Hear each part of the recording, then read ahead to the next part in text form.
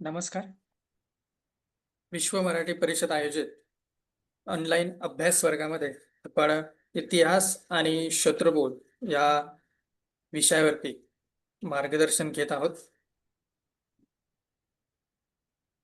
गेली 5 दिवस आपण क्रमाक्रमाने इतिहास बोध या विषयावर आपण मार्गदर्शन मिळवत आहोत आणि टप्प्याटप्प्याने त्यावरती आपल्याला मार्गदर्शन मिळत आहे आणि हे मार्गदर्शन करण्यासाठी आपल्यासोबत आहेत माननीय श्री अभिजित जोग सर, जे या अभ्यास वर्गाला मार्गदर्शक म्हणून लाभलेत. तर सरांचं आजच्या 6व्या सत्रामध्ये पुन्हा एकदा मनःपूर्वक स्वागत आहे धन्यवाद.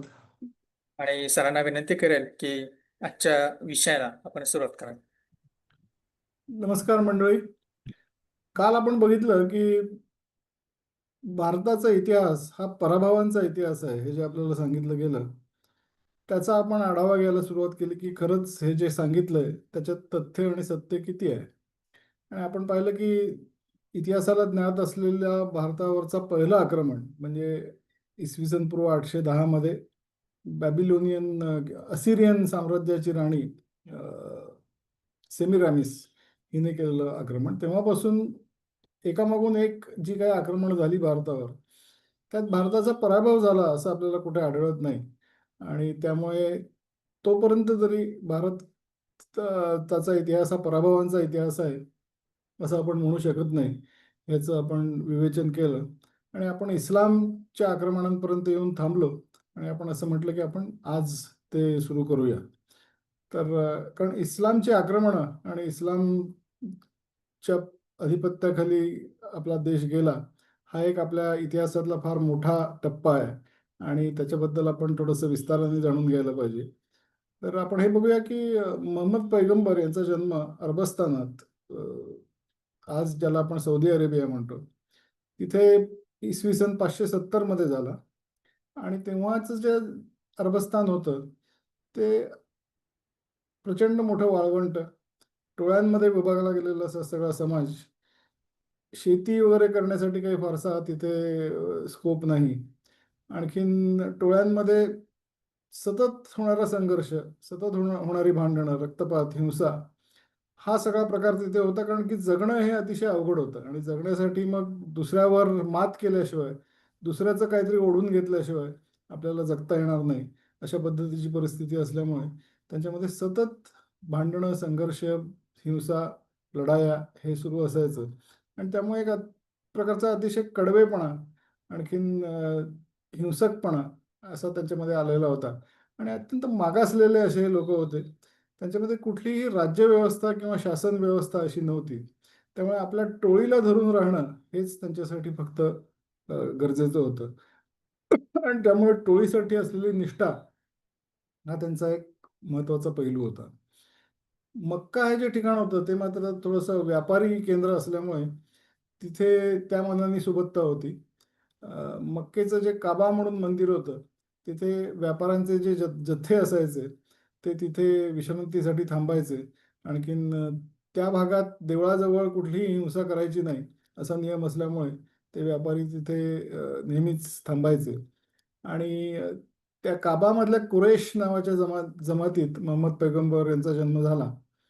आणि त्यांनी साधारण इसवी सन 600 पासून एका एकेश्वरवादी धर्माचा प्रसार करायला सुरुवात केली, ज्याला आपण आज इस्लाम म्हणून ओळखतो. पहिल्यांदा मक्केत ते जोपर्यंत होते तोपर्यंत त्यांना फारसे काही अनुयायी मिळाले नाहीत. काबा हे जे मंदिर होतं ते तिथे 360 मूर्ती होत्या, कारण तेव्हा मक्केतले लोक हे मूर्तीपूजक होते. ते त्यांचा जुना प्राचीन धर्म जो पाळत होते तो मूर्तीपूजक धर्म होता हिंदू धर्मासारखा. आणि यांनी तर मूर्तीपूजा हराम आहे असं सांगायला सुरुवात केली. आणि त्यामुळे त्यांना फारसा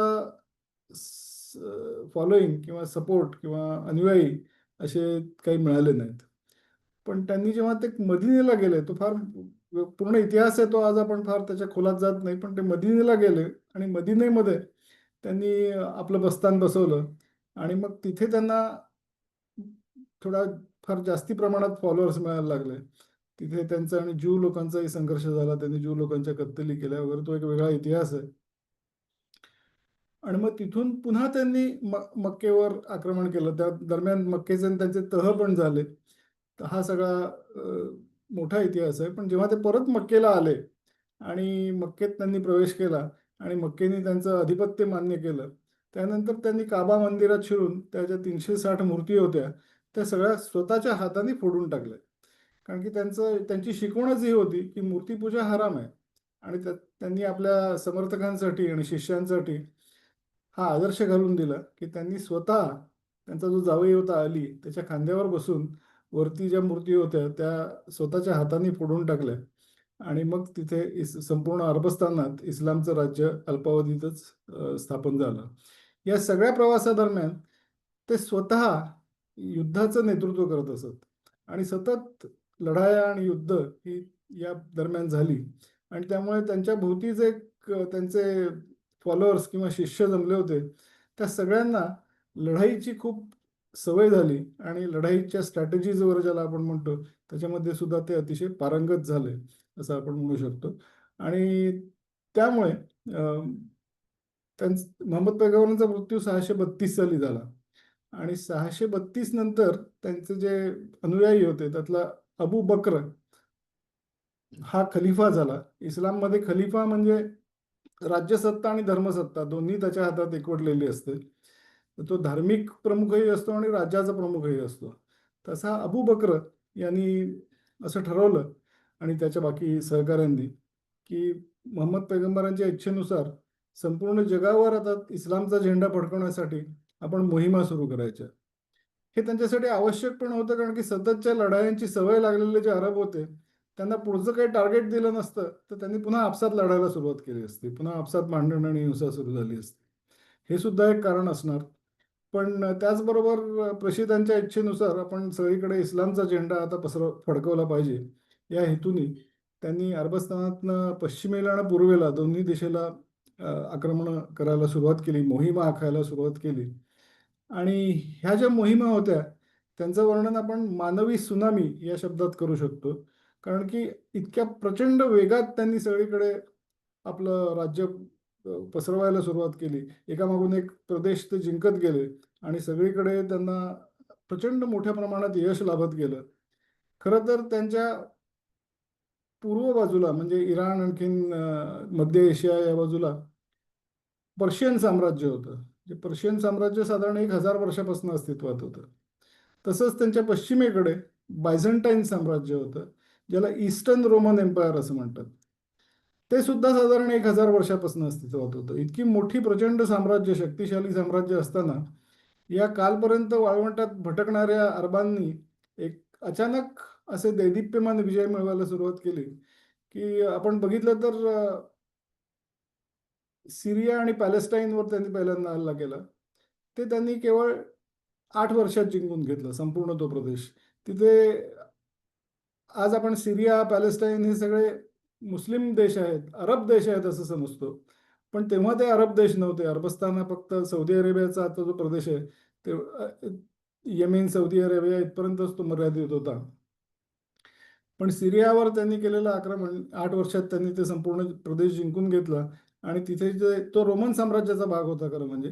आणि तिथे ग्रीक भाषा बोलली जायची, अरामेक भाषा बोलली जायची, अशा वेगळ्या भाषा बोलल्या जायच्या. आणि लोक तिथे ज्यू धर्मीय किंवा ख्रिश्चन धर्मीय असे लोक तिथे राहायचे. पण तो प्रदेश त्यांनी 8 वर्षात जिंकला.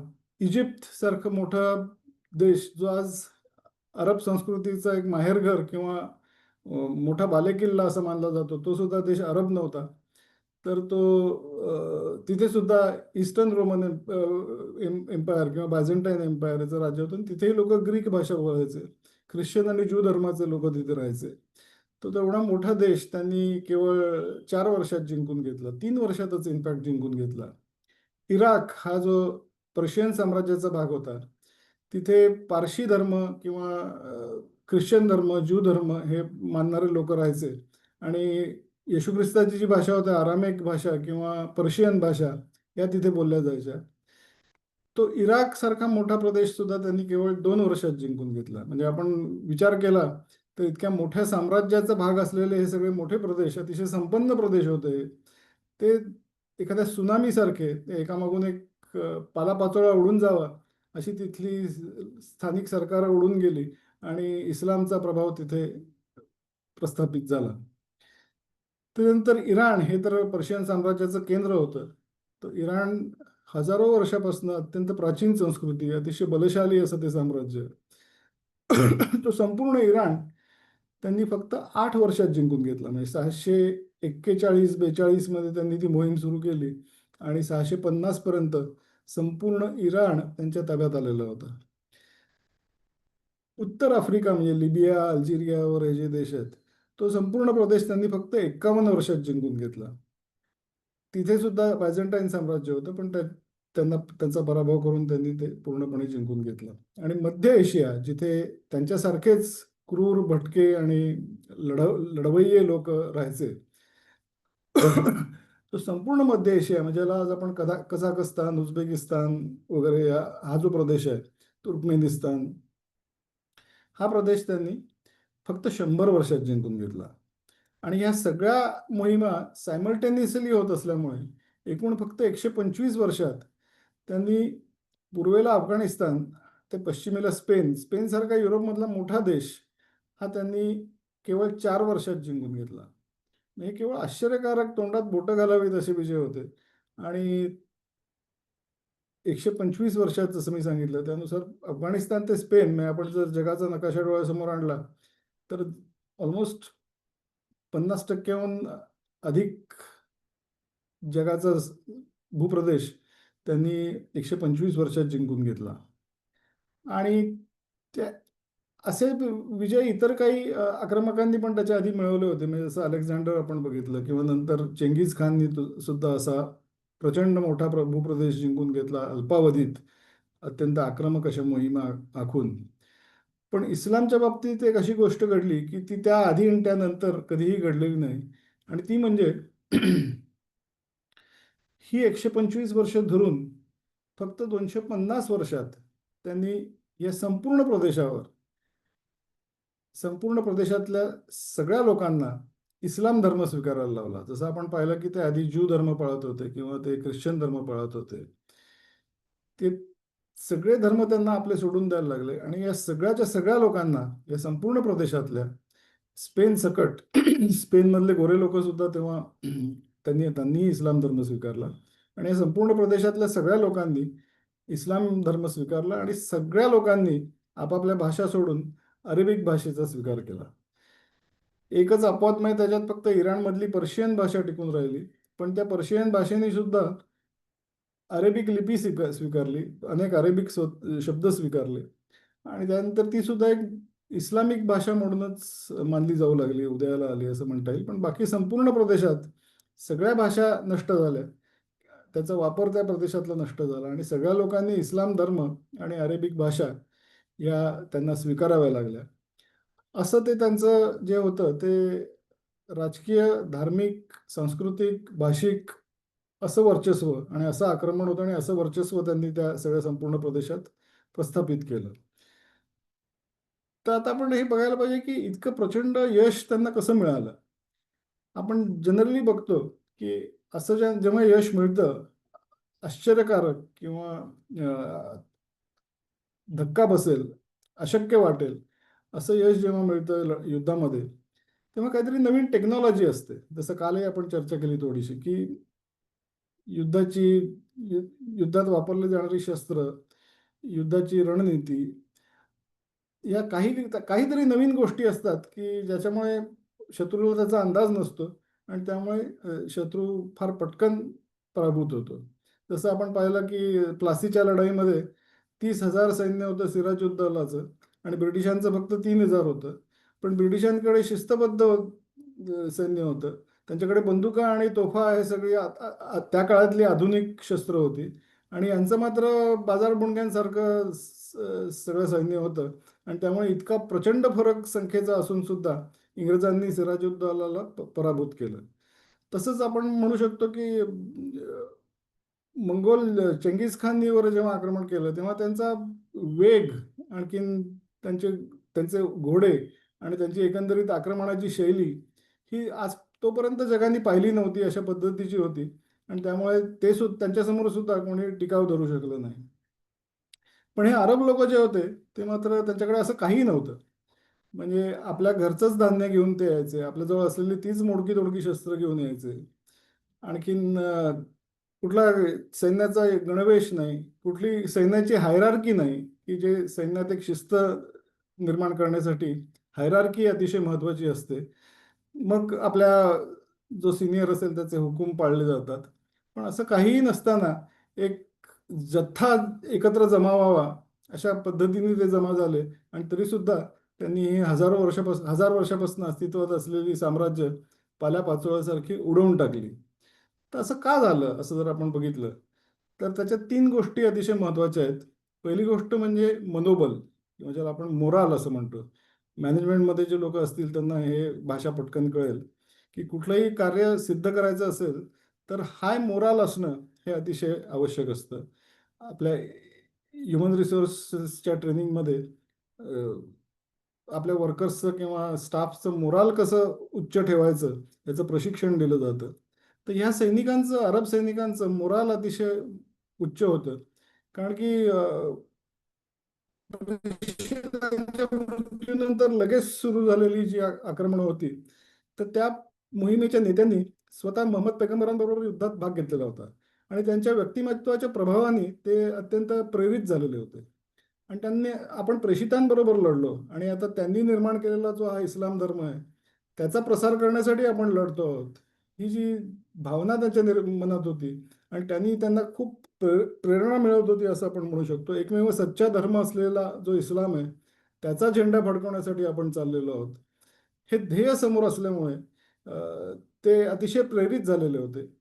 बायझंटाईन आणि पर्शियन साम्राज्याचं जे सैन्य होतं ते एक रुटीन पद्धतीने लढत असावं त्या काळात, कारण की त्यांना असं काही कुठलं मोठं प्रचंड मोठं ध्येय त्यांच्यासमोर नव्हतं.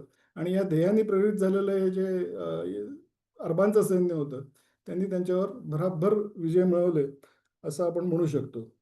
त्यातही या अत्यंत अपूर्व अशा मनोबलामुळे सुरुवातीला त्यांना काही अतिशय आश्चर्यकारक असे विजय मिळाले. आणि मग त्यांचाच त्याच्यावर असा विश्वास बसायला लागला की अल्लाह आपल्या पाठीशी आहे, आणि त्यामुळे आपण युद्धात कधी हारूच शकत नाही. कारण की अत्यंत विपरीत परिस्थिती असताना सुद्धा आपण इतक्या आश्चर्यकारक जर विजय मिळवतो, त्याचा अर्थच हा की अल्लाह आपल्या पाठीशी आहे, अल्लाहचा आपल्याला आशीर्वाद आहे, आणि त्यामुळे काही झालं तरी आपण जिंकणारच. आणि असा ही एकदा जिद्द मनात असली, हा एकदा आत्मविश्वास मनात असला की काय म्हणतो आपण त्याला, की सेल्फ फुलफिलिंग प्रॉफेसी असं आपण ज्याला म्हणतो, तशा पद्धतीने ते पुन्हा पुन्हा जिंकत गेले. दुसरं जे होतं कारण ते म्हणजे प्रेरणा किंवा मोटिवेशन. पुन्हा मॅनेजमेंटच्या भाषेत सांगायचं तर मोराल आणि मोटिवेशन या दोन गोष्टी उत्तम कार्य करण्यासाठी अतिशय आवश्यक असतात. आणि या लोकांना मोटिवेशन खूप उच्च होतं, कारण की इस्लाममध्ये शहादत या शब्दाभोवती एक फार वलय निर्माण केलेलं आहे, की शहीद होणं म्हणजे मग तिथे तुम्हाला स्वर्गात नक्की प्रवेश मिळणार. तिथे 72 हूर वगैरे हे सगळं आपण ऐकत असतो. तर त्याचं इतकं मोठं वर्णन करून ठेवलेलं आहे इस्लाममध्ये, की शहादतचं एक प्रकारचं आकर्षणच या सगळ्या सैनिकांमध्ये होतं. आणि काही लोक तर आपण या युद्धात मरून आपल्याला शहीद व्हावंच अशा हेतूनही त्या युद्धात भाग घ्यायचे. आणि मग तितक्या जिद्दीने ते ज्या ज्या प्रकारे तुटून पडायचे त्यामुळेही त्यांना यश मिळायचं. आणखीन हे त्यांना माहिती होतं की आम्ही युद्धात गेलो, आमचा मृत्यू झाला तर आम्हाला जन्नत प्राप्त होणार, आणि तुम्ही जर मेलात तर तसंही तुम्हाला जगलात काय मेलात काय तुम्हाला जहन्नममध्येच जायचं आहे, कारण की तुम्ही मुस्लिम नाही. आणि त्यामुळे या आत्मविश्वासाने, या मोटिवेशननी, या प्रेरणेने ते युद्धात उतरायचे, दृढ विश्वासाने उतरायचे, आणि मग त्यांना साहजिकच यश मिळायचं. आजही आपण बघतो की जे 21व्या शतकात जे दहशतवादी आहेत, टेररिस्ट आहेत, त्यांचा सुद्धा हा विश्वास असतो की मी शहीद झालो तर मी थेट स्वर्गात जाणार. तर 7व्या शतकात काय परिस्थिती असेल आपण याचा विचार करू शकतो. आणि मग त्या आंधळ्या विश्वासाने ते उतरायचे. आणखीन मोराल आणि मोटिवेशन या दोन्हीच्या जीवावर ते यश मिळवायचे. दुसरं एक असं होतं की मोटिवेशन किंवा प्रेरणा ही फक्त सगळी धर्माशी निगडीतच होती असं नाही, तर या मोहिमांमध्ये जी लुटालूट व्हायची त्या लुटालुटीत त्यांना त्याचा वाटाही मिळायचा. तर त्यामुळे आपल्याला हा पैसे, भोगदासी, गुलाम ह्या सगळ्या प्रकारे त्यांना त्यातनं जो वाटा मिळायचा त्याचंही एक मोठं आकर्षण असायचं आणि त्यासाठी सुद्धा ती सुद्धा एक मोठी प्रेरणा होती असं आपण म्हणू शकतो. आणि तिसरं महत्त्वाचं कारण म्हणजे स्ट्रॅटेजी. कारण की जसं मी सांगितलं की हे सगळे जे नेते होते, सिनियर लोक होते किंवा त्यांचे सैन्याचे प्रमुख होते, ते मोहम्मद पैगंबराबरोबर खांद्याला खांदा लावून अनेक वर्ष ते लढाई आणि युद्ध करत होते. मक्केशी लढाई असेल किंवा इतर काही व्यापाऱ्यांच्या जथ्याशी केलेल्या लढाया असतील, त्यांच्यावर केलेले हल्ले असतील, टोळ्याटोळ्यांमधली युद्ध असतील, पण हे त्यांना त्या सगळ्याची इतकी सवय झालेली होती की हे काही कोणीतरी उठून अचानक उठलेले बाजारबुणगे होते असं नाही.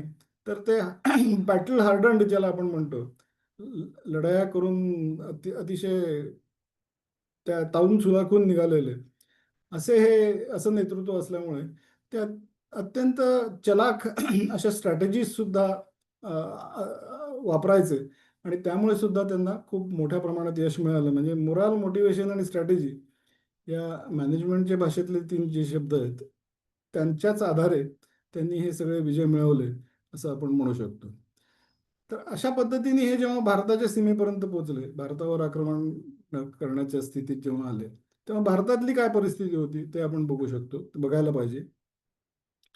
अ, गुप्त साम्राज्य जे होतं, मौर्य साम्राज्यानंतर दुसरं मोठं साम्राज्य भारतातलं, तर ते तोपर्यंत संपलं होतं. उतरायला लागलं होतं आणि नंतर ते हळूहळू संपुष्टात आलं होतं. आणि एक प्रबळ केंद्रीय सत्ता अशी भारतात तेव्हा अस्तित्वात नव्हती. तर अनेक छोटी राज्य होती. म्हणजे गुर्जर प्रतिहार म्हणून राज्य होतं, राष्ट्रकूटांचं राज्य होतं, पूर्वेला पाल राज्य होतं.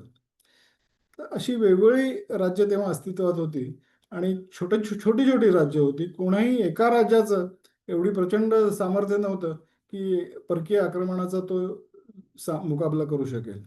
तर अशा परिस्थितीत मला वाटतं आपण काल परवा बोललो की मोहम्मद पैगंबर यांची अतिशय इच्छा होती की भारतावर इस्लामचा झेंडा फडकला पाहिजे. कारण की त्यांच्या धर्माचा, धार्मिकतेचा मूळ आधार होता तो म्हणजे अ, मूर्तिपूजा नष्ट करणे आणि मूर्तिपूजेचा आगर म्हणजे भारत आणि त्यामुळे भारतावर इस्लामचा झेंडा फडकलाच पाहिजे असं त्यांचं म्हणणं होतं. आणि जे भारतावर इस्लामचा झेंडा फडकवतील त्यांना सरळ थेट स्वर्गात जन्नतमध्ये प्रवेश मिळेल असं मोहम्मद पैगंबरांनी सांगून ठेवलं होतं. आणि त्यामुळे 634 साली ज्या त्यांनी मोहिमा सुरू केल्या, तर 636 साली पहिलं आक्रमण त्यांनी समुद्राच्या मार्गे ठाण्यावरती केलं. म्हणजे मुंबईजवळ जे ठाणं आहे ते चालुक्यांचं बंदर होतं तेव्हा. चालुक्य एक दक्षिणेतलं साम्राज्य होतं, खूप मोठं होतं. उत्तरेपर्यंत नर्मदेपर्यंत ते पसरलेले होते. गुजरातमध्ये सुद्धा त्यांचं एक मोठं केंद्र होतं. तर ठाण्यावर त्यांनी आक्रमण केलं आणि तिथे त्यांचा प्रचंड मोठा पराभव झाला. म्हणजे एकामागून एक ते जे विजय मिळवत होते, आश्चर्यकारक विजय मिळवत होते, त्याला अपवाद ठरेल असा पराभव त्यांना 636 साली अ, ठाण्याच्या युद्धात स्वीकारावा लागला. त्याच्यानंतर त्यांनी भरूच म्हणून दुसरं बंदर होतं, गुजरातमधलं भरूच आपल्याला माहिती आहे, तेही चालुक्यांचं बंदर होतं. त्याच्यावर त्यांनी आक्रमण केलं. तिथेही त्यांचा प्रचंड मोठा पराभव झाला. म्हणजे हे धक्के इस्लामला पहिल्यांदा जे दिले ते भारताने दिले हे आपण लक्षात घ्यायला पाहिजे. त्याच्यानंतर त्यांनी सिंध प्रांतावर कमीत कमी 8 ते 10 वेळा, कधी समुद्राच्या मार्गाने तर कधी जमिनीच्या मार्गाने अशी आक्रमणं केली आणि प्रत्येक वेळी त्यांचा अतिशय दणदणीत असा पराभव झाला. म्हणजे साधा सुद्धा पराभव नाही, तर त्यांचे सैन्याचे प्रमुख जे होते ते मारले गेले. अनेक सैनिकांना प्राण गमवावे लागले आणि प्रत्येक वेळेस माघार घेऊन पळून जावं लागलं. शेवटी इस्लामचा जो खलिफा होता त्यांनी असा फतवा काढला की आता भारताकडे नको जायला. आपल्या इस्लामिक लोकांचे जीव जातात, खूप मोठं नुकसान होतं आणि त्यामुळे आपण भारतावरचं आक्रमण आता बंद करूया असा फरमान त्यांनी काढलं होतं. पण इराकचा जो प्रमुख होता, इराकमध्ये त्या सैन्याचा जो प्रमुख होता हजाज म्हणून, तो अत्यंत कडवा होता आणि त्याला हा अपमान जो होता तो अपमान काही सहन होत नव्हता. तो म्हटलं की मला पुन्हा एकदा मी आक्रमण करणार आणि अल हिंद ते म्हणायचे, त्या अल हिंदला आपण नमवलंच पाहिजे. या सुडाच्या भावनेने पेटलेला तो हसाज होता. त्यांनी पुन्हा एकदा एक सैन्याची जमाजमव केली. सिरिया आणि इतर प्रांतातनं अत्यंत कुशल आणि कडवे असे लढवय्ये त्यांनी जमा केले आणि मोहम्मद बिन कासिम याच्या नेतृत्वाखाली, तेव्हा तो फक्त 17 वर्षाचा होता, हे आपलं विशेष आहे. या 17 वर्षाच्या मोहम्मद बिन कासिमच्या नेतृत्वाखाली त्यांनी एक खूप मोठं सैन्य आणि अत्यंत सुसज्ज असं सैन्य ते पुन्हा सिंध प्रांताकडे पाठवलं. तेव्हा सिंधमध्ये राजा दाहिर हा राज्य करत होता आणि ते सगळं इतकं प्रचंड सैन्य पाहून आणि त्याचा एकंदरीत अंदाज घेतल्यानंतर दाहिरच्या जे काय प्रधान आणि इतर त्याचे सल्लागार होते त्यांनी त्याला सांगितलं की आपण थोडीशी माघार घेऊया, सगळी तयारी करून मग पुन्हा आपण यांना इथनं हाकलून लावू. पण दाहिरने सांगितलं की नाही, मी माघार घेऊन माझं राज्य सोडून कुठेही जाणार नाही. आता आक्रमक अरब आणि भारत यांच्यामध्ये मी उभा आहे. एक तर मी विजयी होईन किंवा मी पराभूत झालो तर माझा देश नेहमीच माझी आठवण ठेवेल की देशाला वाचवण्यासाठी लढणारा हा पहिला राजा होता, अशी माझी आठवण जपली जाईल. पण त्याची ही जी आशा होती, आशावाद होता, तो पूर्णपणे खोटा ठरला. कारण की भारताने त्याची कुठलीही आठवण जपली नाही. कारण की आपल्याला आपल्या इतिहासात राजा दाहिरनी किती विलक्षण प्रतिकार केला हे कधी शिकवलंच गेलं नाही. आणि नेहमीप्रमाणे आपण फक्त मोहम्मद बिन कासिम आला आणि त्यांनी सिंध प्रांताला गुलाम केलं एवढंच आपण शिकलो. पण 711 712 या काळात, या कालखंडात त्यांनी राजा दाहिरचा पराभव केला आणि सिंध प्रांत त्यांनी जिंकून घेतला. म्हणजे आपण जर विचार केला तर 634 पासून 712 पर्यंत म्हणजे साधारण 70 वर्ष त्यांना पहिला विजय मिळवण्यासाठी, भारताच्या भूमीवरती पहिला विजय मिळवण्यासाठी 70 वर्ष थांबावं लागलं. आता आपण याची तुलना जर केली की बाकी जगभर काय झालं, तर 125 वर्षात त्यांनी एवढा प्रचंड भूप्रदेश पूर्ण जिंकून घेतला होता. हे जर आपण बघितलं आणि त्याच्याशी तुलना करता भारतात काय झालं, तर भारतात 70 वर्षात त्यांना फक्त पहिला विजय 70 वर्षानंतर मिळवता आला. हा मोठा फरक आहे आणि हाच फरक आपल्याला पुढे तसाच दिसत जातो. आता हा विजय मिळवल्यानंतर मोहम्मद बिन कासिमला त्यांनी परत बोलवून घेतलं. ती एक वेगळी कथा आहे, पण आज आपण त्याच्याबद्दल नको बोलायला. आणि त्यांनी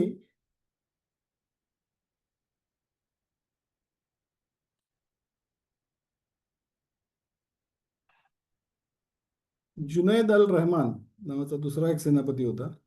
त्याच्या नेतृत्वाखाली त्यांनी आता ठरवलं की आता भारतात आणखीन खोलवर आपण विजय मिळवायचे, आतमध्ये जायचं आणि भारतावर कब्जा करायचा. त्यांनी सिंधमधनं पूर्वेकडे त्यांनी पहिली मोहीम काढली आणि राजपुताना, गुजरात या प्रदेशाकडे, मध्य प्रदेश इकडे जाऊन आपण आपल्या राज्याचा विस्तार करावा अशी त्यांची योजना होती आणि पुन्हा एक मोठं सैन्य घेऊन ते तिकडे निघाले. तेव्हा मेवाडमध्ये, उदयपूरच्या जवळ जे आपल्याला माहिती आहे चित्तोडगड मेवाड प्रांत आहे, तिथे बाप्पा रावल हा राजा होता. त्यांनी इनफॅक्ट सिसोदिया वंशाचं जे राज्य होतं ते 1000 वर्ष त्यांनी सतत इस्लामशी संघर्ष केला. त्या वंशाचा पहिला संस्थापक हा बाप्पा रावल, त्याचं तिथे राज्य होतं. त्यांनी इतर जे छोटे छोटे राजे होते स- त्या सगळ्यांना सांगितलं की हे आक्रमण फार घातक आहे, परकीय आक्रमण आहे आणि त्याच्याशी लढण्यासाठी आपण एकत्र यायला पाहिजे.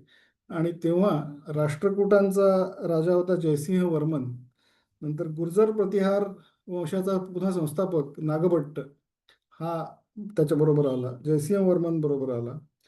आणि गुजरातमधले जे चालुक्य होते त्यांचा पुलकेशी राजा म्हणून त्यांचा राजा होता, तोही बरोबर आला. आणि ह्या सगळ्यांनी मिळून कंबाईंड फोर्सेस आपण असं म्हणू, त्यांची आणि अरबांची सिंध आणि राजपुतानाच्या सीमेवरती गाठ पडली आणि तिथे पुन्हा अरबांचा फार प्रचंड पराभव झाला. प्रचंड पराभव म्हणजे त्यांचा पाठलाग करत बाप्पा रावल पुढे पार बाल्ख वगैरे प्रांतापर्यंत पोचला. भारताच्या पलीकडे गेला आणि त्यांनी पुन्हा ह्या लोकांनी भारतावर आक्रमण करू नये म्हणून रावळपिंडी इथे एक ठाणं उभं केलं. रावळ म्हणजे बाप्पा रावळ या नावावरून ते रावळपिंडी नाव आलेलं आहे. आणि ती आज पाकिस्तानची राजधानी नाही, पण राजधानीच्या ठिकाणचं ते शहर आहे, आपल्याला माहिती आहे. ते रावळपिंडी त्यांनी पुन्हा भारतावर तिकडनं आक्रमण होऊ नये यासाठी त्यांनी तिथे ते ठाणं उभं केलं होतं. आणि अशा पद्धतीने मोठा मार खाऊन तिकडनं त्यांना माघार घेऊन पळून जावं लागलं. तसंच त्यांनी जेव्हा उत्तरेकडे एक मोहीम सुरू केली, पूर्वेकडे तर त्यांना काही त्यांची डाळ शिजली नाही. उत्तरेकडे असंच ते पंजाब पर्यंत पोचले.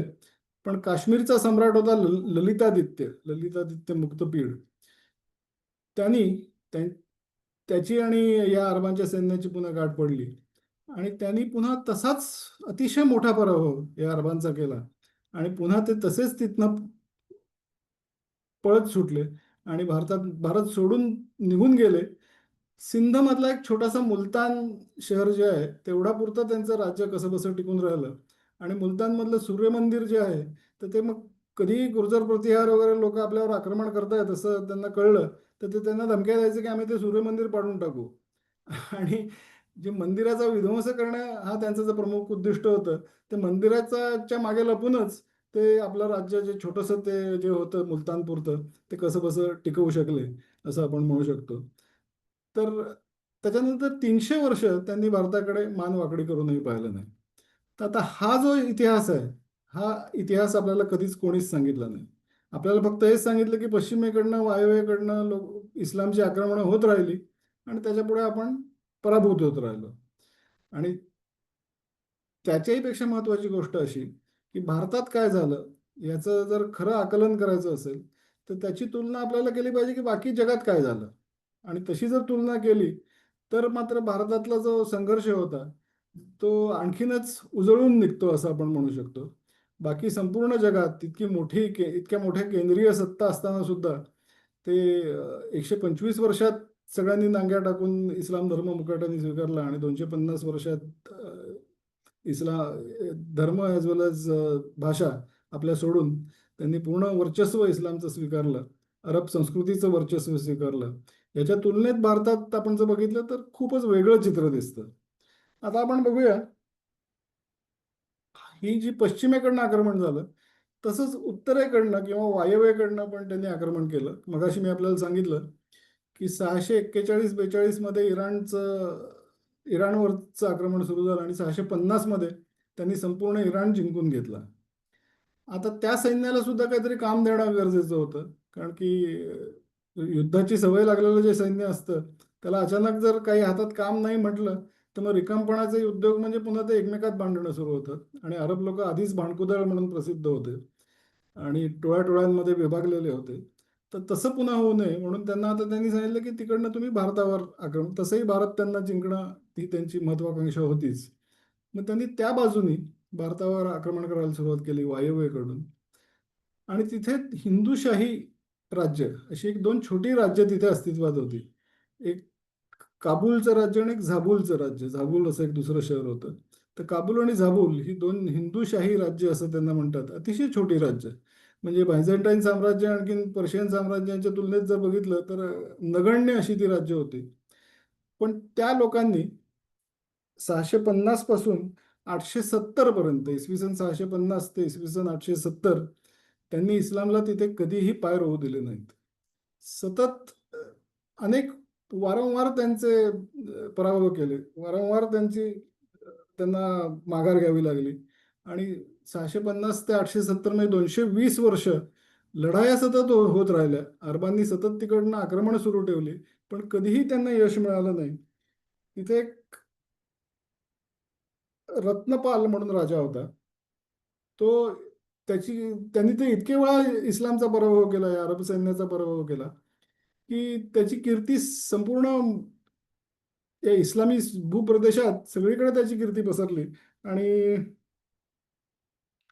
इतिहासकार अल मसुदी त्याच्या मुरुज उल जहाब या ग्रंथात मिडोज ऑफ गोल्ड त्याचा अर्थ या ग्रंथात रत्नपालबद्दल म्हणतो, सिंधू नदी a prince of the valley of Indus who after having eastern Persia advance to the bank of Tigris and Euphrates. Sindhu नदीच्या खोऱ्यातील राजपुत्र ज्याने पूर्व पर्शिया जिंकल्यानंतर टायग्रीस व युफ्रेटिसच्या किनाऱ्यावरील प्रदेशाकडे आगेकूच केली. म्हणजे पूर्व पर्शिया म्हणजे अर्थातच इराणचा पूर्व भाग, आणि तो जिंकून तो टायग्रीस आणि युफ्रेटिसच्या किनाऱ्यापर्यंत म्हणजे इराकपर्यंत त्यांनी वाटचाल केली होती, असं तो अल मसुदी त्यांनी लिहून ठेवलेलं आहे. म्हणजे किती विलक्षण त्यांनी यश मिळवलं आणि पराभव केले या अरबांचे, हे आपण या नोंदीवरनं समजून घेऊ शकतो. आणि अशा प्रकारे 220 वर्ष सतत संघर्ष करूनही अरबांना तिथेही कधी यश मिळालं नाही. म्हणजे आता आपण बघूया की 634 ते 870 म्हणजे आता 200-250 वर्ष झाली तरी त्यांना भारतात कुठलंही यश आणि कुठलंही राज्य प्रस्थापित करता आलं नाही. आता हे जी हिंदुशाही राज्य होती त्यांच्यावर पुन्हा 1966 साली तुर्की लोकांनी आक्रमण करायला सुरू केलं. इतके दिवस अरबांची आक्रमण सुरू होती.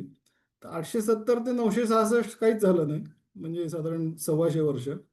आणि मग 966 मध्ये अफगाणिस्तानमध्ये जी तुर्की लोकांनी आपली राज्य एस्टॅब्लिश केली होती त्यांनी आक्रमण करायला सुरुवात केली. आता हे तुर्की लोक जे होते ते मध्य एशिया, आपण मगाशी म्हटलं की 100 वर्षात अरबांनी जिंकून घेतला. तर त्या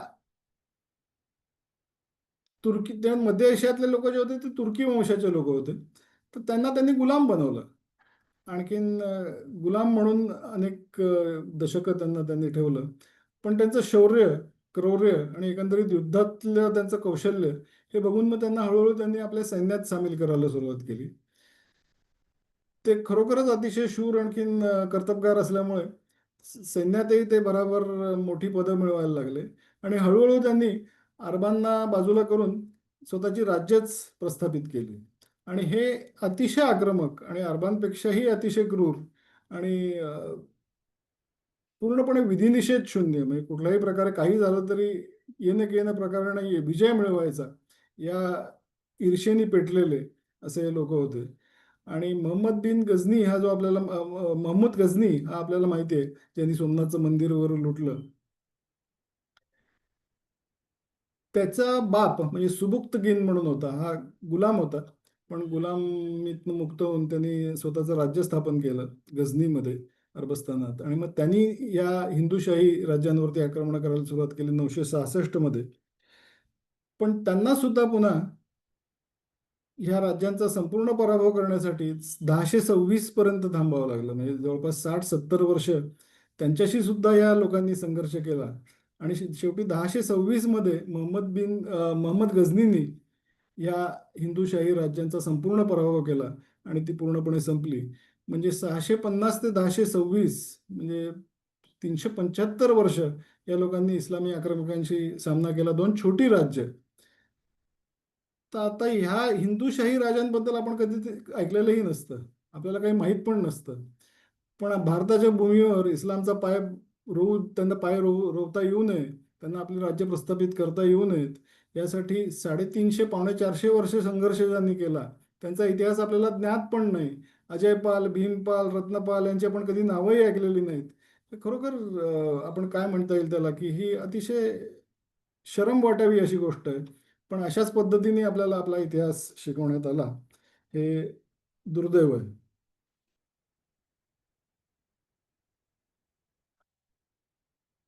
मोहम्मद गझनी बरोबर अल बरुनी नावाचा एक इतिहासकार आला होता. आणि जेव्हा ही हिंदुशाही राज्य पूर्णपणे संपली तेव्हा त्या अल बरुनीनी अतिशय सुंदर शब्दात वर्णन करून ठेवलेलं आहे, ते मी आपल्याला वाचून दाखवतो. The Hindu Shahiya dynasty is now extinct and of the whole house there is no longer the slightest remnant in existence. We must say that in all their grandeur, they never slackened in the ardent desire of doing that which is good and right, that they were men of noble sentiment and noble bearing. म्हणजे शत्रू सुद्धा त्यांचं वर्णन करतो की जे चांगलं आणि योग्य आहे तेच त्यांनी केलं नेहमी. आणि हाच तर खरा आपला धर्म आहे की नीतिमत्ता आणि रायचियसनेस जो याच्या याचा आधार घेऊन आपलं कर्तव्य पार पाडणं म्हणजे धर्म. ही ऍक्च्युली हिंदू धर्माची व्याख्या आहे.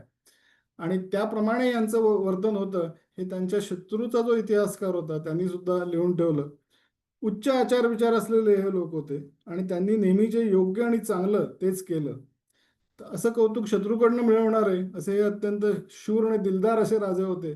पण त्याच्याबद्दल आपण कधीही ऐकलं नाही. हे मात्र खरोखर आपल्या इतिहास कथनाचं दुर्दैव आहे असं पण म्हटलं पाहिजे. तर अशा पद्धतीने आपण बघूया की जगात 125 वर्षात काय झालं आणि भारतात आता 1026 पर्यंत आपण आलो म्हणजे जवळपास 400 साडेचारशे वर्ष भारतात यश असं त्यांनी काही बघितलं नव्हतं. ही तुलना जर केली तर भारताचा इतिहास हा पराभवांचा इतिहास आहे का संघर्षाचा इतिहास आहे याचं उत्तर आपणच देऊ शकतो. मग मोहम्मद गझनीची अनेक आक्रमणं झाली भारतात. आपल्याला माहिती आहे त्यांनी सोमनाथ कसं लुटलं आणि कशी प्रचंड संपत्ती मिळवली आणि संपूर्ण इस्लामिक जगतामध्ये त्या तो एक फार मोठा हिरो म्हणून प्रसिद्ध झाला. एक लिजंड म्हणून प्रसिद्ध झाला त्या सोमनाथच्या लुटीमुळे. आणि भारतात त्याने अनेक विजयही मिळवले हेही बरोबर आहे. पण त्याचे अनेक पराभव सुद्धा झाले म्हणजे हे आपल्याला पुन्हा माहीत नाही.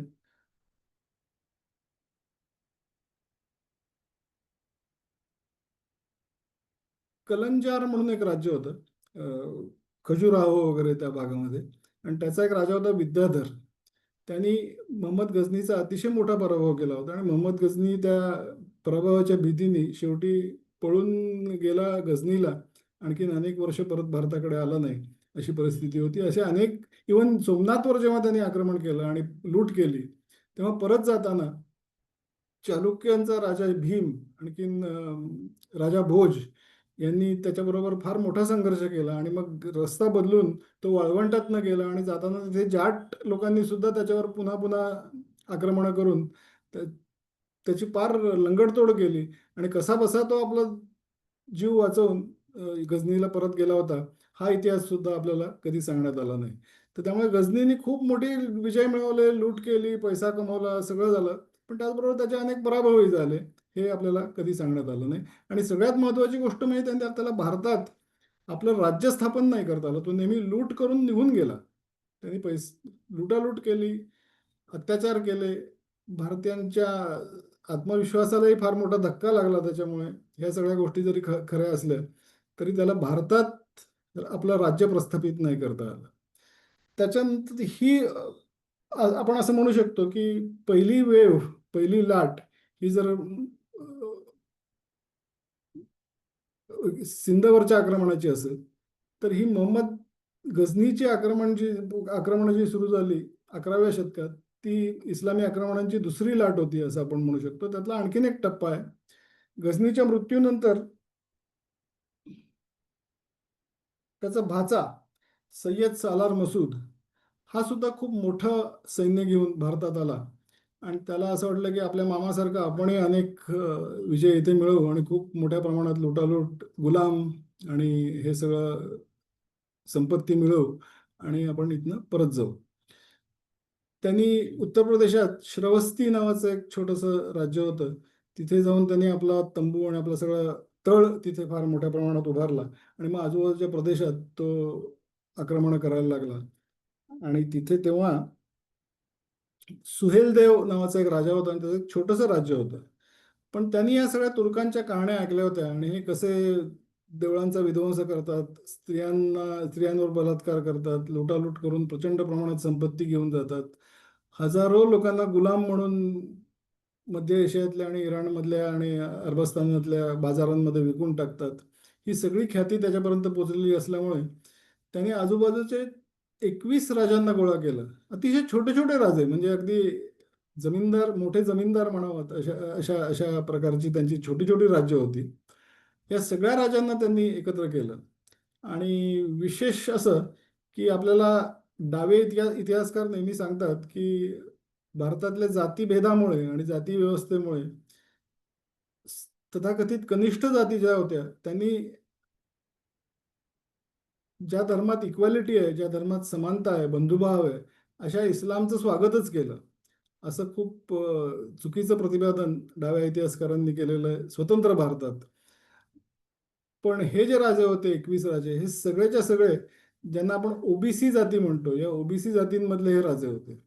म्हणजे अशी अनेक उदाहरणं आहेत, पण या एका उदाहरणावरनं सुद्धा हा प्रचार जो होता की कनिष्ठ जातींनी, मागासलेल्या जातींनी इस्लामचं स्वागतच केलं, हा जो खोटा प्रचार डावे इतिहासकार करतात, त्याला एक पूर्णपणे तो चुकीचा ठरवणारं असं एक हे उदाहरण आहे की हे 21 राजे सगळेच्या सगळे ओबीसी जातींचे होते.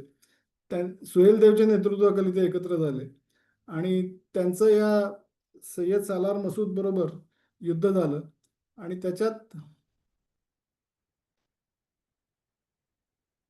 खूप मोठा पराभव या तुर्कांचा झाला. आणि यावेळेस मात्र हा सुहेल देव जो होता त्यांनी धर्मयुद्धाची संकल्पना बाजूला ठेवली आणि एकाही शत्रूच्या सैनिकाला त्यांनी जिवंत सोडलं नाही. म्हणजे सगळ्यांची कत्तल केली आणि असा धडा दिला की त्यानंतर 150 वर्ष हे तुर्क सुद्धा, तुर्की लोक पुन्हा भारताकडे वळून त्यांनी बघितलं नाही. तर हा इतिहास जो आहे, याची आपल्याला काही माहितीच नाही, हे आपल्याला कोणी सांगितलंच नाही. आणि त्यामुळे आपण हेच मानत गेलो की भारताचा इतिहास हा पराभवांचा इतिहास आहे. तर ही झाली दुसरी लाट.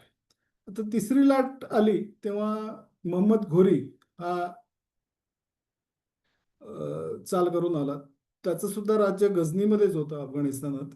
आणि त्यांनी जेव्हा भारतावर आक्रमण केलं तेव्हा त्यालाही असं वाटलं की आपण मोहम्मद गझनीसारखंच पहिल्यांदा सोमनाथला जाऊन तिथे लुटालूट करू. कारण की मोहम्मद गझनी हा संपूर्ण इस्लामिक जगताचा हिरो झाला होता. तर तसंच आपणही हिरो बनूया असं म्हणून तो पहिल्यांदा गुजरातकडे आला आणि तिथे चालुक्य वंश जो होता त्याचा राजा मरण पावला होता आणि त्याचा मुलगा अतिशय लहान होता, 5-6 वर्षाचा. म्हणून त्याची आई नायकी देवी, जी गोव्याच्या राजवंशाची कन्या होती आणि तिचं या चालुक्यांशी लग्न झालं होतं, तर ती नायकी देवी या मुलाला मांडीवर घेऊन सगळा कारभार चालवत होती. आणि तिला या मोहम्मद घोरीने असा निरोप पाठवला की तुझ्या राज्यात काही मला विध्वंस करायची इच्छा नाही. मी तुझ्या राज्यातनं पुढे निघून जाईल, मला सोमनाथकडे मी चाललोय.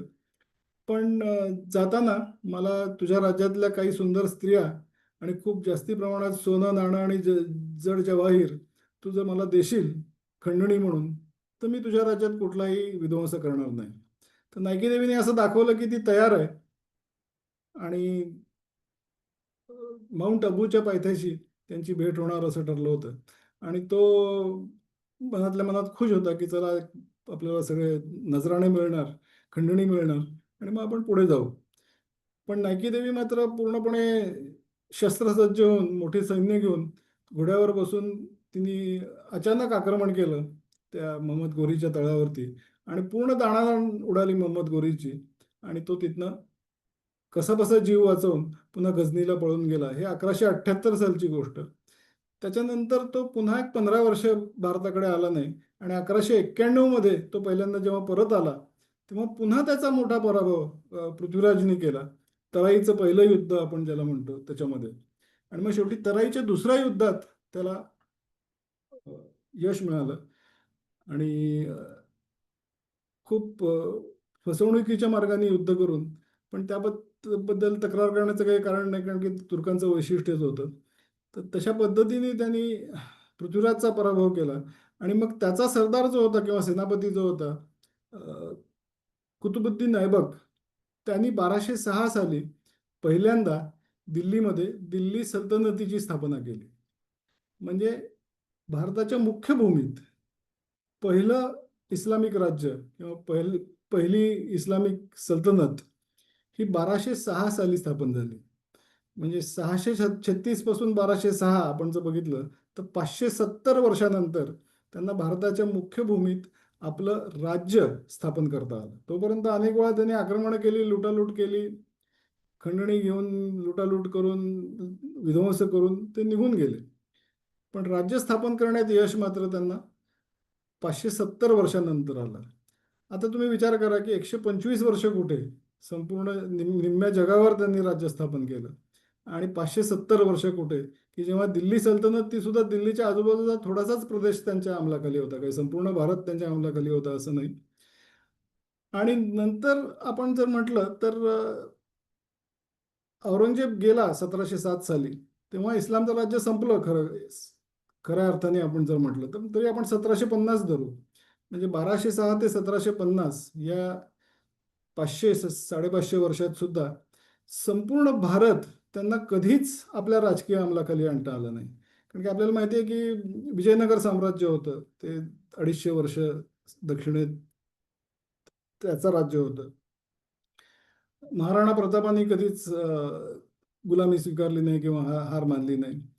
आसाममधलं अहोम साम्राज्य होतं, त्यांनी कधीच इस्लामी आक्रमकांना आपलं राज्य संपवू दिलं नाही. इनफॅक्ट मुघलांचा अनेक वेळा त्यांनी पराभव केला.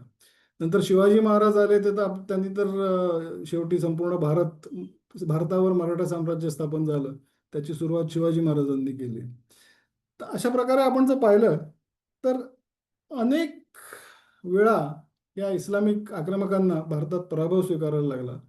आणि 1100 वर्ष प्रयत्न करू नये, म्हणजे आपण 1750 जर म्हटलं तर 636 ते 1750, म्हणजे 1100 वर्ष सतत आक्रमणं करून सुद्धा संपूर्ण भारत त्यांना, संपूर्ण भारतावर आपलं राज्य राजकीय दृष्ट्या सुद्धा त्यांना स्थापन करता आलं नाही. या दरम्यान अनेक वेळा त्यांचा पराभव झाला. म्हणजे उदाहरणार्थ बख्तियार खिलजी याला, आसामचा राजा होता पृथू, त्यांनी इतका मार दिला होता की तो कसा बसा जीव वाचवून तिकडनं पळून गेला होता. तोच बख्तियार खिलजी त्यांनी नालंदाचा विध्वंस केला होता, आपल्याला माहिती आहे. नंतर महाराणा कुंभ यांनी गुजरात आणि माळव्याच्या सुलतानांना जवळपास 2-3 वेळा त्यांचा मोठा पराभव केला होता. महाराणा कुंभ म्हणजे चितोडचा राजा. राणा हमीर सिंग पुन्हा चितोडचाच राजा, त्यांनी मोहम्मद तुघलकाला अटकेत टाकलं होतं. ती नुसता पराभवच केला नाही तर त्याला कैद केलं. आणि मग राजपुतान्यामधली इतर अनेक राज्य त्यांनी त्याला, मोहम्मद तुघलकाला सोडायला लावली. संपूर्ण राजपुताना स्वतंत्र केला आणि मगच त्याला त्यांनी सोडलं. 5 लाख रुपये त्याच्याकडनं दंड घेतला आणि मग तुघलकाला सोडलं. इतका मोठा पराभव राणा हमीर सिंगनी केला होता. पण राणा हमीर सिंग, महाराणा कुंभ, लचित बोरफुकन, पृथू ही नावच आपल्याला माहीत नाहीत, कारण आपल्याला त्यांचा इतिहास कधी कोणी शिकवलाच नाही.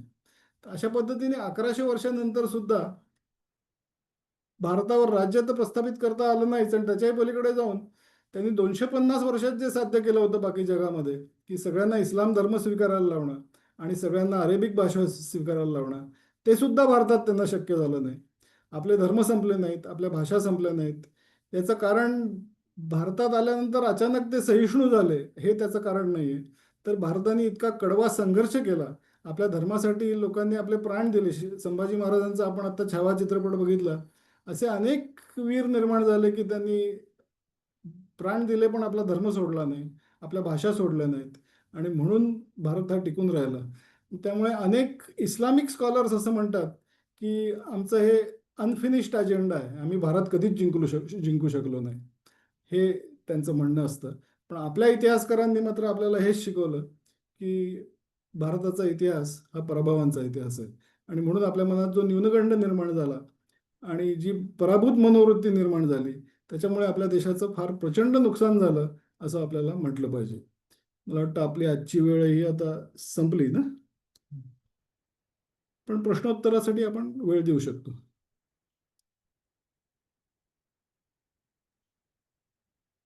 आजच्या झालेल्या विषयाबाबत कोणाला प्रश्न विचारायचे असतील ते आपण विचारू शकता. प्रश्न विचारण्यासाठी आपल्याकडे नेहमीचा पर्याय रिॲक्शन वेळेमधून रेज हँड ऑप्शन वापरायचा. पहिला प्रश्न आहे अंसुलकर. हा, बोला. नमस्कार सर.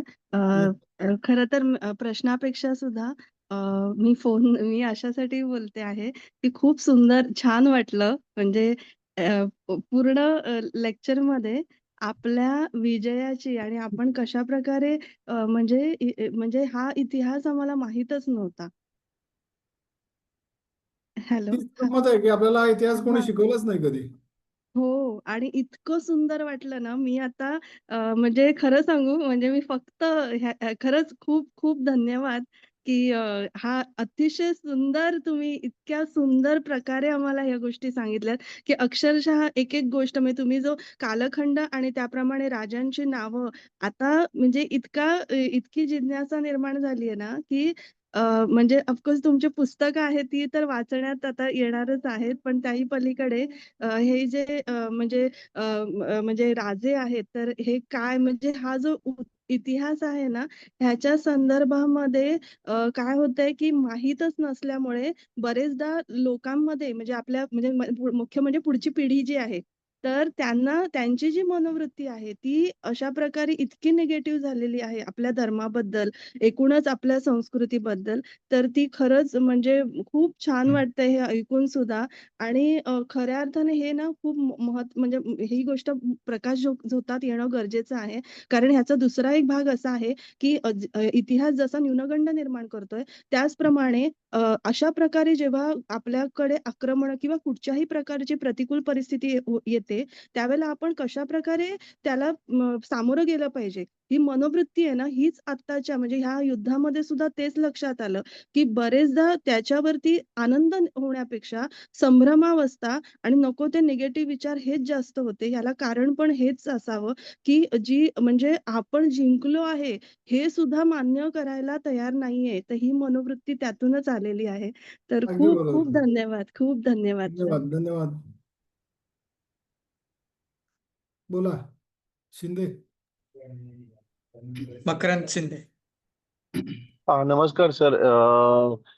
तुम्ही अशी जी 3 कारणं मुख्य सांगितलं, इस्लामचं जे सगळीकडे बाकी जगावरती साम्राज्य झालं त्याच्यामध्ये एक होतं की त्यांचं कूटनीती, त्यांचं ध्येय आणि तिसरं तुम्ही म्हणालात की त्यांची मनोवृत्ती म्हणजे त्यांचं मनोबल खूप जास्ती होतं. तर पण मग भारतामध्ये जेव्हा त्यांनी हे आक्रमण केली, तर त्याच्यामध्ये मग हे 3 गोष्टी तर होत्याच. पण मग असं आपल्याकडे असं काय वेगळं होतं की जेव्हा तेवढा त्यांना एवढा वेळ लागला एकतर ते साम्राज्य हे करायला, अं, म्हणजे इस्टॅब्लिश करायला.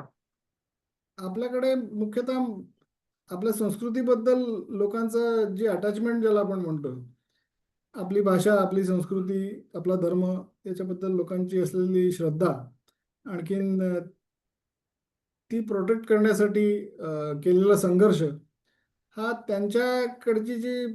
त्यांची जी बलस्थानं होती, त्याला काउंटर करणारी अशा या गोष्टी होत्या असं आपण म्हणू शकतो. आणि त्याच्यामुळे हे होऊ शकलं असं आपल्याला नक्कीच म्हणता येईल. तर आणि एक जोड फक्त तुम्हाला एक रिक्वेस्ट होती की पहिला तिसरा जो लेक्चर होता त्याच्यात तुम्ही आयस एज आणि बाकीचे जे प्री आयस एज असं बघ तुम्ही म्हणाले, तर त्याच्याबद्दल डिटेलिंग म्हणजे प्रॉपर आपण ज्याला हिस्ट्री म्हणतो मनुष्याच्याच म्हणजे उत्पत्तीपासून असं कुठे म्हणजे तुमच्या पुस्तकात आहे का किंवा अजून कुठल्या पुस्तकात आपल्याला मिळेल का ते एक्झॅक्टली? माझ्या असत्यमेव जयते या पुस्तकात काही प्रमाणात आहे. तो पुस्तकाचा विषय नाही, पण त्या विषयापर्यंत येण्यासाठी काही प्रमाणात त्याची चर्चा केलेली आहे. पण आपण भारताच्या इतिहासाबद्दल जास्ती फोकस करत असल्यामुळे संपूर्ण जगाचं तापमान कसं बदललं आणि त्याचा कसा परिणाम झाला हे फार खोलात जाऊन आपण त्याच्यावर नाही चर्चा केलेली. पण आता माझं नवीन जे पुस्तक आहे त्याच्यामध्ये आणखीनही थोड्याफार जास्ती प्रमाणात त्याची चर्चा केली आहे असं म्हणतंय. ओके. धन्यवाद सर. थँक्यू. धन्यवाद. अमित चितळे. अ, पुन्हा तेच की प्रश्न असा नाहीये पण पुन्हा एकदा खूप धन्यवाद कारण हा मोगलांचा जो पिरियड होता तो सगळ्यांनाच म्हणजे आपल्या सगळ्यांच्या मनावर असं इतक्या या गोष्टीने गारूड केलंय की मोगलांनी अनेक वर्ष राज्य केलं. तर तो प्रश्न मलाही होता की अनेक वर्ष राज्य केलं तर मग हे अनेक वर्षापासून सलग असलेले असे कोण राज्यकर्ते होते. तर ते आता दिसून येतंय की यांनी आक्रमण केली, बरीच आक्रमण झाली, काही काही वर्ष त्यांनी राज्य केलं, पुन्हा ते मागे गेले, असं करत करत करत करत ते म्हणजे असं एक इंग्रजांनी जसं आल्यापासून 1818 पासून 1947 पर्यंत सलग राज्यच केलं तसं ते दिसत नाहीये. तर तो एक खूप चांगला नाही, सगळ्यात महत्वाची गोष्ट अशी आहे की सगळे इस्लामिक आक्रमक किंवा सगळे इस्लामिक सुलतान म्हणजे मुघल नाहीत. हा 1206 साली जसं आपण म्हणतो कुतुबुद्दीन ऐबक, त्याला स्लेव्ह डायनास्टी असं म्हणतात, कारण ते सगळे गुलाम होते आधी मुळात. हा हा तुर्की लोक. मुघलांचं राज्य म्हणजे बाबर पासून सुरुवात झाली. ते 1526 साली पहिल्यांदा प्रस्थापित झालं बरोबर आणि ते औरंगजेबाबरोबर संपलं. संपलं बरोबर 1526 ते 1707 हे जेमतेम 250 वर्ष फक्त मुघलांचं राज्य होतं. बरोबर. पण ते सुद्धा अखंड भारत असं नव्हतं ना, म्हणजे अखंड भारत नव्हतंच. नव्हतंच. हा बरोबर नव्हतंच. बरोबर. आणि तो एक त्याच्यापेक्षा कितीतरी जास्ती काळ राज्य केलेले लोक होते. उदाहरणार्थ विजयनगर साम्राज्य 250 वर्ष होतं. हा अहोम साम्राज्य 600 वर्ष होतं. हा चोला साम्राज्य जवळपास 1200 वर्ष होतं. पण त्यांचा इतिहास मात्र आपल्याला कधी शिकवण्यात आला नाही आणि फक्त मुघलांचा इतिहास जणू काही संपूर्ण भारताचा इतिहास म्हणजे मुघलांचाच इतिहास आहे. आणि ते मुघलांचं राज्य होतं जेमतेम 250 वर्ष. तर हे सगळं आपल्याला ज्ञात नसल्यामुळे आपण आपलं मान्य करत गेलो की ठीक आहे. दिल्लीत रस्त्यांना नावं कोणाची आहेत रस्त्यात तर मोहम्मद घोरी वगैरे अशी आहेत. शहाजहान रोड, हा औरंगजेब रोड, अकबर रोड वगैरे वगैरे. तर बरोबर मोगल म्हणजे जणू काही प्रदीर्घ काळ भारतावर राज्य करणारे राज्यकर्ते असं जे सांगण्यात आलं ते मुळात अतिशय चुकीचं आहे. बरोबर. आणि म्हणूनच मला अंशुलकर मॅडमने आता मला तो एक मुद्दा सांगायचा वाटतो की पुढच्या पिढीला सांगायला की खरं काय होतं. हे आता ह्याच्यासाठी हे खूप चांगले रेफरन्स मिळाले. धन्यवाद. निश्चितच. धन्यवाद. बोला अं, विश्वास. विश्वास सहस्रबुद्धे.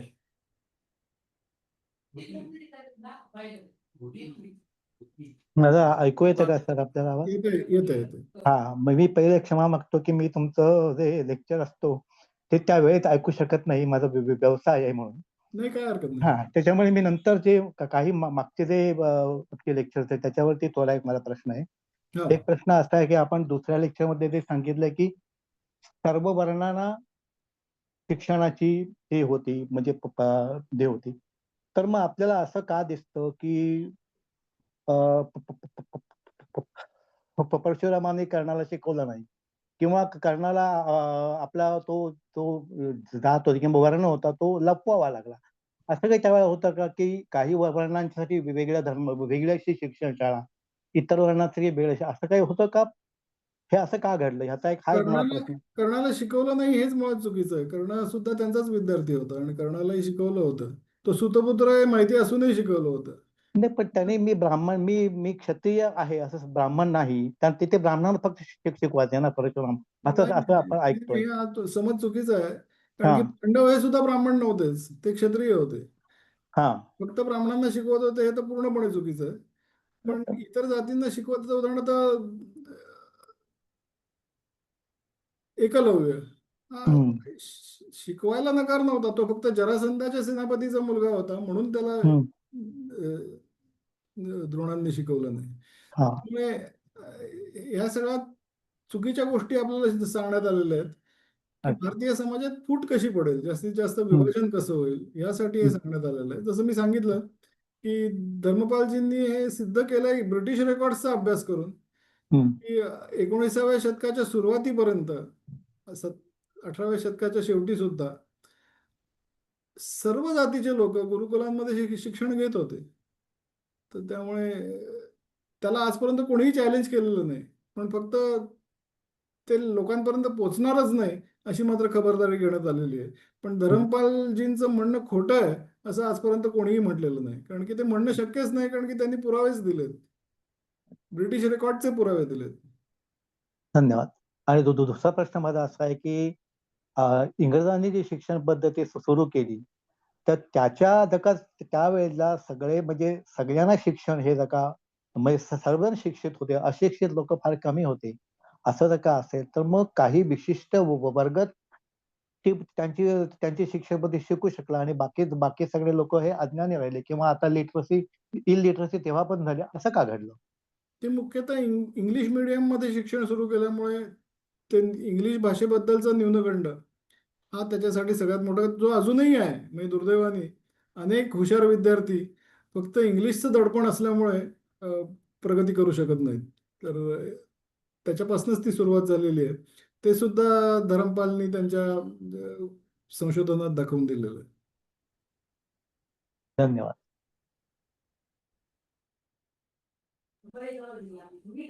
ऐकत नमस्कार सर. नमस्कार. एकच तारीख विचारायची आहे फक्त. हो. की बाप्पा रावळांच्या नंतर काश्मीरचे सम्राट यांनी अरबांना पराभव केला आणि पळवून लावलं. इथं त्यांचं नाव विचारायचंय, काश्मीरमध्ये सम्राट होते ते. मी हे लिहून घेता घेता राहिलं. आणि वर्ष काय असेल त्याचं, म्हणजे बाप्पा ललितादित्य रावळांचं पण आणि हे पण काश्मीर सम्राट. ललितादित्य मुक्तपीड असं त्यांचं.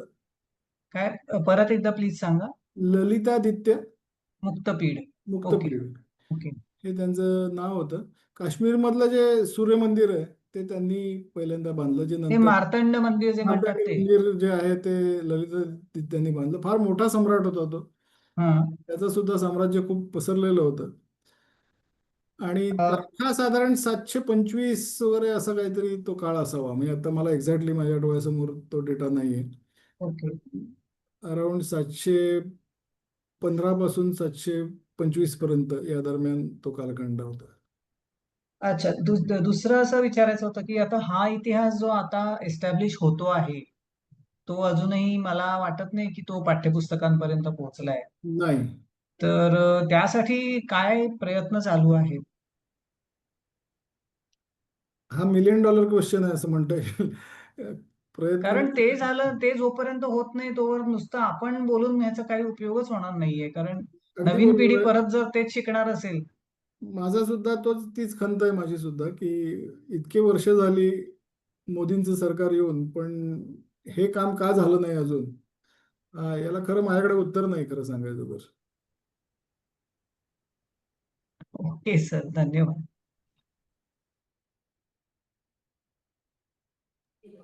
अतुल कुलकर्णी. नमस्कार आणि हरिओम. नमस्कार, हरिओम. माझी एक सूचना आहे आणि मगाशी उमा मॅडमनी जो ही शंका उपस्थित केली त्याला आपण माझं असं सांगायचं होतं, पण त्यांनी आधी प्रश्न विचारला की हे पाठ्यपुस्तक किंवा ह्याच्यात येण्याच्या काही आधी आपण जे विविध ठिकाणी जे गाईड असतात, जे आपण कुठल्याही, म्हणजे आता आम्ही राजस्थान, मेवाड आणि इथले सगळे गाईड त्यांच्याकडनं माहिती घेऊन आलो. तर त्या गाईडना हे सत्य इतिहास त्यांना त्यांच्या आपला जो जाज्वल्य इतिहास आहे की इस्लामी आक्रमणाला आपण कसं तोंड दिलेलं आहे, या पद्धतीची चांगली माहिती, चांगल्या पुस्तिका त्यांच्यापर्यंत पोहोचवल्या तर ते निदान जे टुरिस्ट येतात त्यांच्यामध्ये तरी हे खूप चांगल्या पद्धतीने मांडू शकतील. कारण आम्हाला अगदी माझ्या अंगावर आत्ता काटा आला की चित्तोडला जे गाईड मिळाले होते ते मारवाडी होते आणि त्यांनी इतका सुंदर इतिहास आम्हाला सांगितला चित्तोडचा. म्हणजे राणी पद्मिनीने जे जोहार केला आणि त्या तिथला जो विजय स्तंभ आहे त्याची माहिती दिली की आमच्या डोळ्यात पाणी आलं तिथे. तर अशा पद्धतीने लोकांना हे सांगितलं गेलं पाहिजे. सॉरी. बरोबर आहे, बरोबर आहे. या दृष्टीने प्रयत्न सुरू आहेत की गाईड्सचं ट्रेनिंग चांगलं व्हावं, यासाठी प्रयत्न सुरू आहेत. त्याचा परिणाम हळूहळू दिसायला लागेल.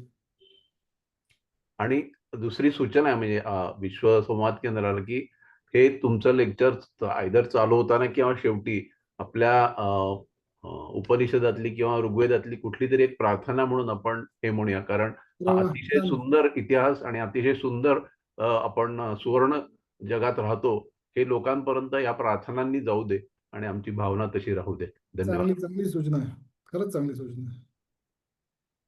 धन्यवाद. धन्यवाद.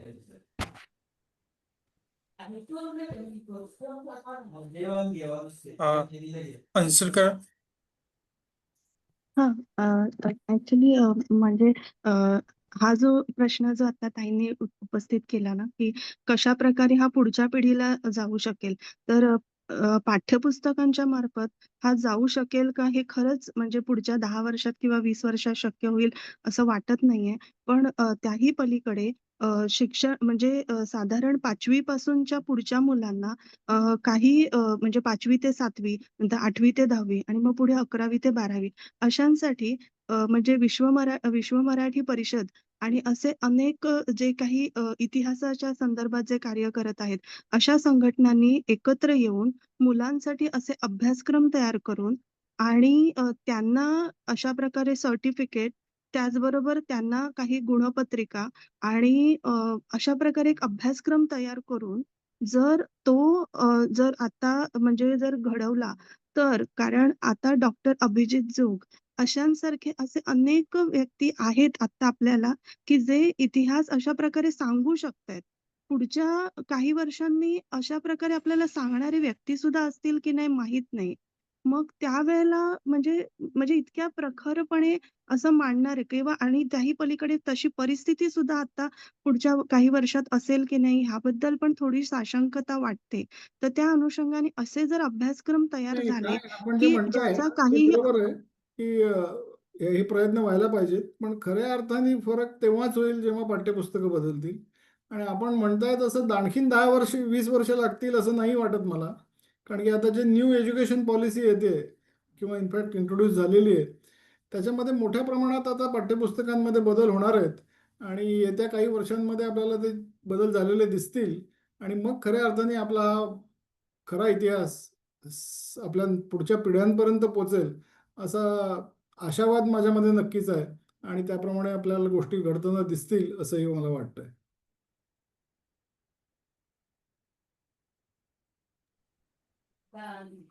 विश्वास सहस्रबुद्धे, आपला पुन्हा प्रश्न आहे का? हा ऐकू येत आहे ना सर? हो, बोला हो. बोला. हा 2 दिवसापूर्वी काहीतरी मला वाटतं उमा मॅडमने असं एक म्हटलं होतं की कोणत्या वर्ण कोणत्या शरीराच्या भागात तो पुरुष सुट्टात आहे, ब्राह्मणोस्य मुखमाशी बाहुराजन्य कृता.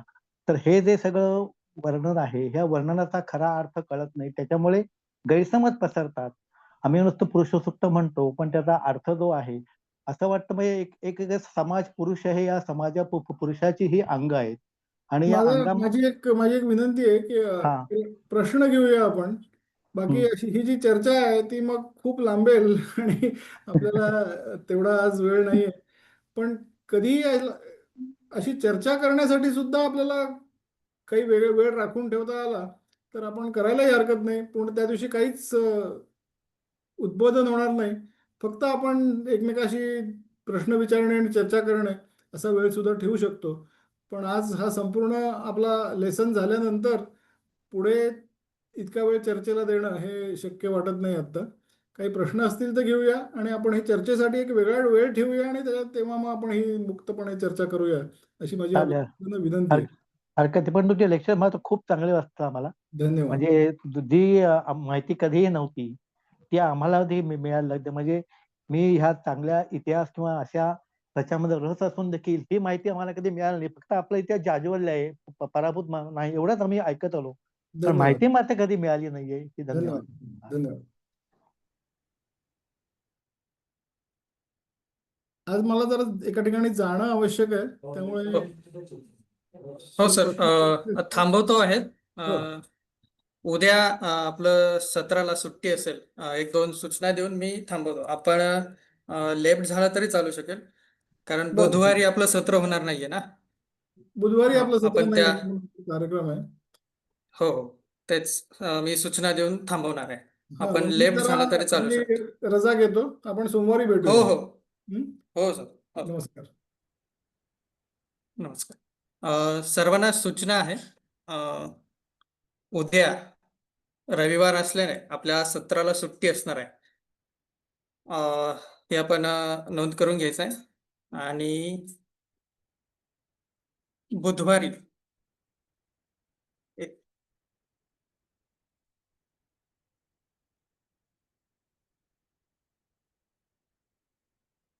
बुधवारी त्यांच्या पुस्तकाचं नवीन पुस्तक सरांचं प्रकाशित होत आहे. त्यासाठी सर तिकडे जाणार आहेत. त्याच्यामुळे बुधवारी आपलं सत्र होणार नाहीये. पण त्यावेळी जे काही लेक्चर असणार किंवा त्यावेळी जो काही विषय असणार त्याचं रेकॉर्डिंग आपल्याला नंतर करून दिलं जाणार आहे. त्याच्यामुळे ही एक नोंद आपण घ्यायची आहे. उद्या आणि बुधवारी आपलं सत्र होणार नाही. बुधवारी सरांच्या नवीन म्हणजे भारत सत्य सत्व स्वत्व या पुस्तकाचं प्रकाशन पुण्यामध्ये होणार आहे सायंकाळी 6 वाजता. तर जे पुण्यातील असतील ते त्या ठिकाणी उपस्थित राहू शकतात. ही एक नोंद आपण करून ठेवायची आहे की बुधवारी आपलं सत्र होणार नाही आणि उद्याही आपलं सत्र होणार नाही. आता आपण डायरेक्ट सोमवारी भेटणार आहोत आपल्या नियोजित वेळामध्ये. तर आपण आजच्या सत्राला इथे थांबतो आहोत. सोमवारी आपण पुन्हा आपल्या वेळेमध्ये जॉईन करायचं आहे. तोपर्यंत धन्यवाद. उमा मॅम, आपल्याला काही प्रश्न आहे का? हो, तुम्ही बुधवारचं काय म्हणालात? बुधवारी तुम्ही म्हणजे सर घेणारच नाहीयेत, मग रेकॉर्डिंग कसं काय मिळेल आपल्याला? त्याचं रेकॉर्डिंग नंतर केलं जाणार आहे किंवा नंतर शेवटी एखादं सत्र आपण वाढवणार आहोत. ओके. म्हणजे हा कंटिन्युएशन मध्ये पुढचं म्हणजे आता सोमवार मंगळवार हो, सत्र होणार कंटिन्युएशन. आणि बुधवारी सुट्टी आणि गुरुवारी पुढचं सत्र होईल, बरोबर ना? हो, बरोबर. ओके, ठीक आहे. त्याचं सर नियोजन करत आहे की बुधवारीचं जे सत्र आहे ते आपण जसं आपलं कंटिन्युएशन येईल म्हणजे शनिवार किंवा रविवार यामध्ये ते सत्र घ्यायचा प्रयत्न करणार आहे सर. त्याची सूचना परत येईल, पण आता तुर्तास आपण बुधवारी सत्र घेणार नाही आहोत. धन्यवाद.